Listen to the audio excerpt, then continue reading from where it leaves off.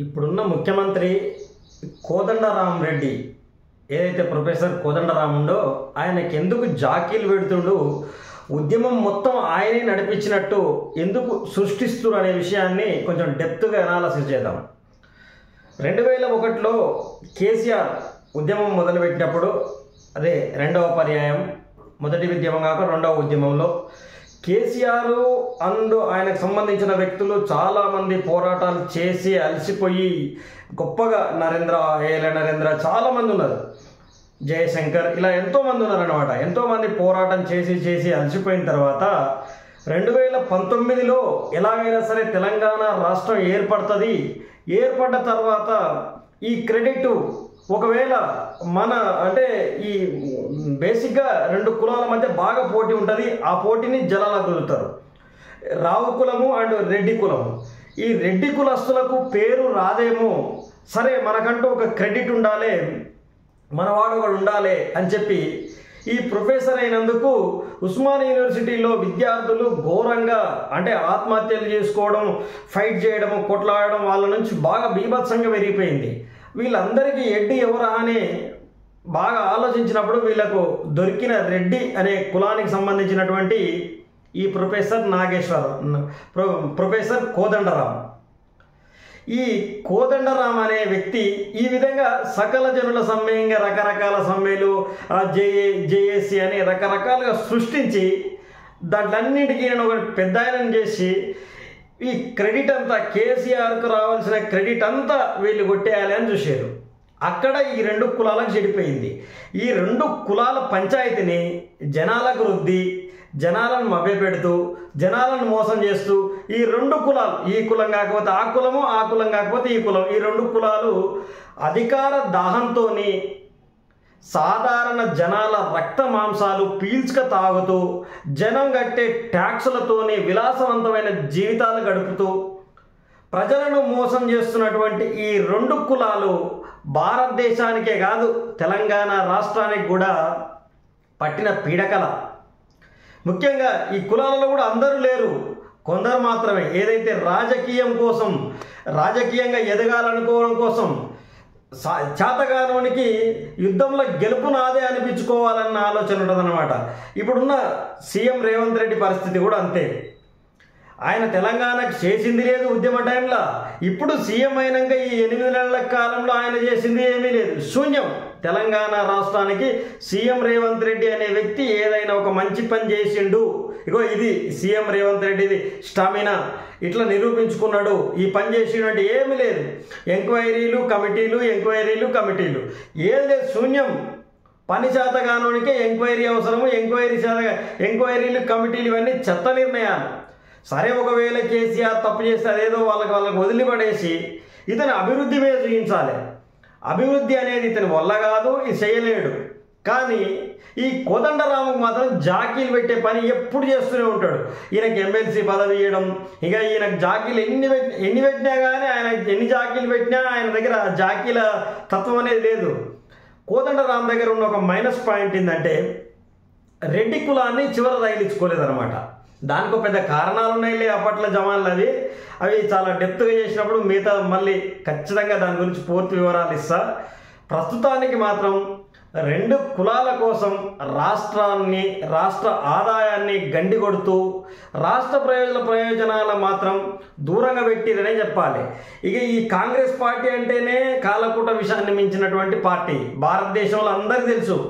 చాలామందికి కాంగ్రెస్ పార్టీ వ్యతిరేకించిన వాళ్ళే కమ్యూనిస్టులు అయ్యారు, కాంగ్రెస్ను వ్యతిరేకించిన వాళ్ళే బీజేపీ లీడర్లు అయ్యారు. కాంగ్రెస్ పార్టీని వ్యతిరేకించిన వాళ్ళే చిన్న చితకా పార్టీలు పెట్టి వాళ్ళ రాష్ట్రాల్లో వాళ్ళ సొంత పార్టీలను, సొంత కూటములను ఏర్పాటు చేసుకోరు. దీనికి కారణం లేకపోలేదు. భారతదేశంలో ఆంగ్లేయులు దోచుకున్న దానికి 10 రెట్లు ఎక్కువగా, 100 రెట్లు ఎక్కువగా భారతదేశాన్ని లూటి కొట్టిన పార్టీ ఏదన్నా ఉందంటే అది కాంగ్రెస్ పార్టీ. కాంగ్రెస్ లూటీ అనేది మామూలు లూటీ కాదు. కాంగ్రెస్ అంటేనే లూటీ, కాంగ్రెస్ అంటేనే కుంభకోణాలు, ఇట్లా ఎన్నో జరిగినాయి. ఏదో ఒకటే చెప్పట్లేదు. గత చరిత్రలు చూస్తే 2G స్కామ్, 3G స్కామ్, రకరకాల స్కాములు చూడొచ్చు, కుట్రలు చూడొచ్చు, ఊర్లలో జరిగే గొడవలు చూడొచ్చు, రాజకీయ హత్యలు చూడొచ్చు. ఇట్లా ఎన్ని చూసినా కానీ కాంగ్రెస్ పార్టీ నెంబర్ 1 స్థానంలో ఉంటుంది అన్నట్టు. వీటన్నింటిలో కాంగ్రెస్తోని పోటీ పడే పార్టీ ఉండదు భారతదేశంలో. ఇట్లాంటి నేర చరిత్రను చూస్తే డెవలప్ చేసేది శూన్యం ఉంటుంది. ఫర్ ఎగ్జాంపుల్ చెప్తా, నేను డిఆర్డిఎల్ హైదరాబాద్కు వచ్చింది అనుకుందాం. డిఆర్డిఎల్ అనేది వ్యవస్థ, డిఆర్డిఓ అనే వ్యవస్థ అనేది హైదరాబాద్కు అనుకూలమైన వాతావరణ పరిస్థితి ఉండడం వల్ల ఇక్కడ కేంద్రం ఏ కేంద్రమైనా సరే ఇక్కడ నిర్మించాలి కనుక అదొకటి నిర్మించి పడేసారు. దాన్ని కాంగ్రెస్ క్రెడిట్గా వాళ్ళు జెండా మోస్తారన్నట్టు.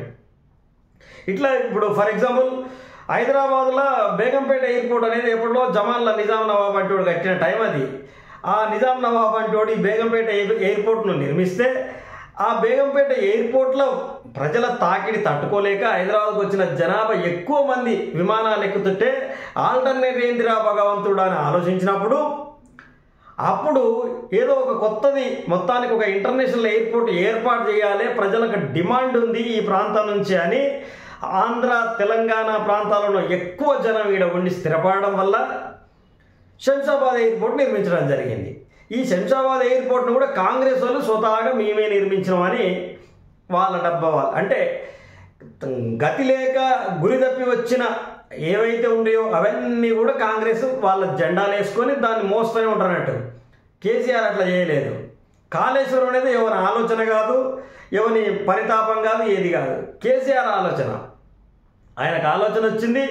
తెలంగాణ రాష్ట్రం ఎందుకు ఇట్లా బీదరికంలో కొట్లాడుతుంది అని అర్థమైంది. ఎట్లయినా సరే జీడిపి పెంచాలనుకున్నాడు, జిఎస్డిపి పెంచాలనుకున్నాడు. ఈ రెండు ప్రోగ్రాంల కారణంగా ఆయన మైండ్లో వచ్చిన ఆలోచనను ప్రజల ముందు ఉంచిండు. ఉత్తర తెలంగాణకు కాళేశ్వరం అని, దక్షిణ తెలంగాణకు పాలమూరు రంగారెడ్డి అని రెండు భారీ ప్రాజెక్టులను మొదలుపెట్టిండు. ఉత్తర తెలంగాణ సస్యశ్యామలం అయితే చిన్న గండి పడితే దాన్ని ఎండబెట్టారు. దక్షిణ తెలంగాణలో పాలమూరు రంగారెడ్డి పనులలో వేగం లేదు. 30 సంవత్సరాలుగా పాకులాడుతున్నటువంటి కల్వకుర్తి లిఫ్ట్ ఇరిగేషన్ పూర్తి చేసింది కేసీఆర్. ప్రజల మీద ప్రేమ ఉన్నోడు ప్రజల కోసం పోరాడతాడు. రాజకీయం మీద ప్రేమ ఉన్నోడు రాజకీయ ఎదుగుదల కోసం, రాజకీయ కుట్రల కోసం, రాజకీయ కుతంత్రాల కోసం, రాజకీయ మోసాల కోసం పోరాడతాడు. ఇది ముఖ్యంగా తెలంగాణ రాష్ట్రంలో ఇటువంటి కల్చర్ సృష్టించినది ఏదైనా ఉంది అంటే అది కమ్మ కులం. ఈ కులానికి ఎప్పుడు కులగజ్జి ఎక్కువ. ఈ కులగజ్జితోని తెలంగాణ రాష్ట్రంలో వచ్చి ఏదో నైజాం రాజు తరతరాల బూజులాగా ఉన్న తెలంగాణను ఈ కమ్మ కులగజ్జి వచ్చి కులగజ్జి రాజకీయాలను సృష్టించి అనేక కులాలను విడగొట్టి కులాల మధ్య మనస్పర్ధలు పెంచి అధికార దాహాన్ని తీర్చుకుంటున్నటువంటి దుర్మార్గులు. మొత్తానికి తెలంగాణ రాష్ట్రంలో ఇటువంటి వాళ్లకు బుద్ధి చెప్పే కార్యక్రమం మొదలయ్యింది. బీసీలు ఐక్యమవుతున్నారు, అడుగడుగున బీసీలు మేల్కొంటున్నారు. బీసీలు ఎప్పుడైతే మేల్కొంటారో ఈ రాష్ట్రంలో ఎవరి పలుకుబడి సాగదు. మున్ముందు రాబోయే రోజులలో బీసీ రాజకీయ వ్యవస్థ తెలంగాణ రాష్ట్రాన్ని పరిపాలించబోతుంది. తెలంగాణ రాష్ట్రంలో బీసీల యుగం మొదలయ్యింది. అగ్ర కులాలు అధికార దాహంతోని, కులగజ్జితోని, కులతత్వ పిచ్చితోని చేసే ఈ రాజకీయ నాయకులందరినీ మట్టుపెట్టి అతి తొందరలోనే బీసీ కులం నాయకత్వాన్ని పాటిస్తుంది. దీనికి అనేక చోట్ల అనేక యుద్ధాలు మొదలైనవి. యువకులలో చైతన్యం వచ్చింది. ఈ చైతన్యమే రేపటి భవిష్యత్తులను నిర్ణయిస్తుంది.